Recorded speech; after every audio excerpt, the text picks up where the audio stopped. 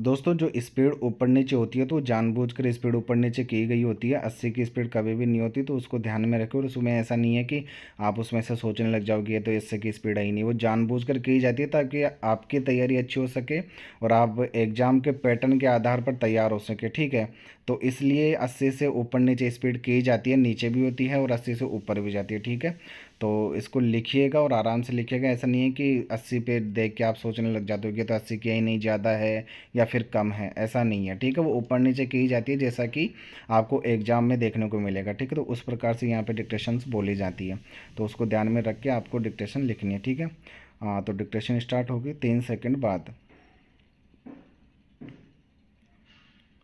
Start. आक्षेपित निर्णय दंड प्रक्रिया संहिता की धारा 311 और 391 से संबंधित निर्णयों को संदर्भित करता है। यह कहना कि उच्च न्यायालय के लिए यह टिप्पणी करना जल्दबाजी होगी कि क्या पीड़ित को अपराध स्थल की कुछ वीडियो रिकॉर्डिंग के आधार पर सिखाया गया था, जैसा कि अजय पाल लांबा द्वारा लिखित पुस्तक में उल्लेख किया गया है।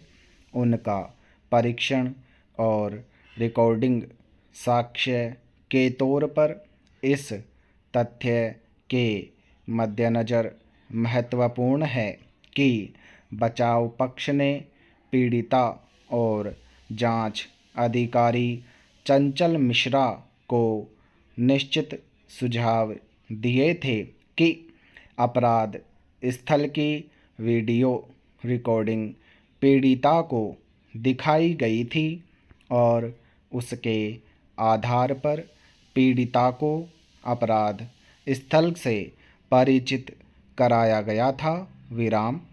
आक्षेपित निर्णय में कहा गया है कि बचाव पक्ष ने 0 प्राथमिकी में पीड़िता द्वारा दिए गए पहले वृतांत में और दंड प्रक्रिया संहिता की धारा 164 के तहत पीड़ित के बयान के बीच विरोधाभासों पर और इसी के संदर्भ में दिनांक 21/8/2013 को दंड प्रक्रिया संहिता की धारा 161 के तहत हुए बयान, जिनको जांच अधिकारी चंचल मिश्रा द्वारा दर्ज करना बताया गया था, जिसमें अपराध के स्थान का एक सजीव विवरण शामिल है, पर भरोसा किया था। विराम। उच्च न्यायालय का मानना है कि निचली अदालत ने बचाव पक्ष के इस तर्क को खारिज कर दिया था कि अपराध स्थल की वीडियोग्राफी पुलिस द्वारा दिनांक 21/8/2013 को की गई थी और उसे पीड़ित को दिखाया गया था और इसके परिणामस्वरूप पीड़िता के अपराध स्थल के विवरण पर उसके बयान प्रदर्श D2 जो जांच अधिकारी चंचल मिश्रा को दंड प्रक्रिया संहिता की धारा 161 के तहत दिया था, के मद्देनज़र भरोसा किया। विराम। पैरा। अब इस पुस्तक के प्रकाशन के साथ, जिसे ऊपर संदर्भित किया गया है, बचाव पक्ष को यह दावा करने का अधिकार है कि अपराध स्थल का वीडियो निर्विवाद रूप से रिकॉर्ड किया गया था, जो अदालत को आश्वस्त करने के लिए पर्याप्त है कि न्याय के हित में और मामले के न्याय संगत निर्णय के लिए दंड प्रक्रिया संहिता की धारा 391 के तहत श्री अजय पाल लांबा को तलब करना और इस मामले में अदालत के गवाह के रूप में परीक्षण करना और बचाव पक्ष के साथ साथ अभियोजन पक्ष को भी प्रति परीक्षण करने देना नितांत आवश्यक है। विराम। हमारी राय में आक्षेपित निर्णय उचित नहीं है और तथ्यों और कानून दोनों तरह से गलत है। विराम।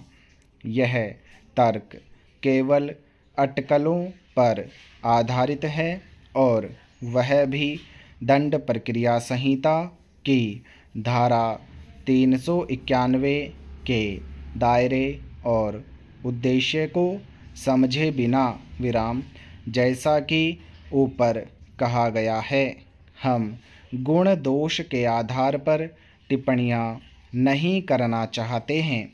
हालांकि प्रत्यार्थी आशाराम द्वारा लिए गए रुख को ध्यान में रखते हुए हमें निचली अदालत के फैसले में की गई प्रासंगिक टिप्पणियों को पुनः प्रस्तुत करना है, जिसकी ओर हमारा ध्यान आकर्षित किया गया था और प्रत्यार्थी आशाराम की ओर से पेश होने वाले विद्वान वरिष्ठ अधिवक्ता द्वारा अपनी दलीलों के समर्थन में निर्भरता रखी गई थी। विराम। निचली अदालत के निर्णय का प्रासंगिक हिस्सा इस प्रकार है। 298 में मेरी विनम्र राय में परिस्थितियां गवाहों से ज़्यादा बयां करती है। विराम। उल्लेखनीय है कि PW 43 चंचल मिश्रा जांच अधिकारी ने अपने बयान में बताया है कि घटना स्थल का निरीक्षण करने के बाद घटना स्थल का नक्शा प्रदर्श P13 घटना स्थल की निरीक्षण फर्द और घटना स्थल का नक्शा मौका और प्रदर्श P14 हालात मौका पीड़िता की निशानदेही के आधार पर तैयार किया गया। विराम। उनका कहना है कि उन्होंने घटना स्थल की वीडियोग्राफी और फोटोग्राफी कराई। विराम। घटना स्थल की वीडियोग्राफी के बाद गवाह ने बताया कि प्रतिलेखन CD आर्टिकल 16 तैयार किया गया। विराम।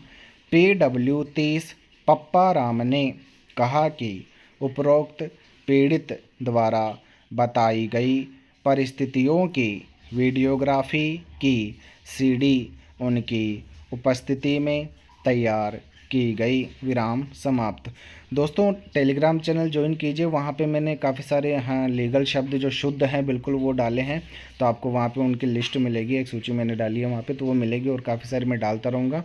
और एग्ज़ाम का पैटर्न भी आपको मैं बताऊँगा वीडियो बना के कि कैसे क्या क्या ध्यान रखना है एग्ज़ाम में और किस प्रकार से आपकी स्ट्रेटेजी होनी चाहिए। जो लास्ट मंथ है उसके लिए मैं एक वीडियो शायद बना सकता हूँ, और इसकी PDF और आउटलाइंस के लिए आप टेलीग्राम चैनल ज्वाइन कर सकते हैं। ठीक है दोस्तों, थैंक यू।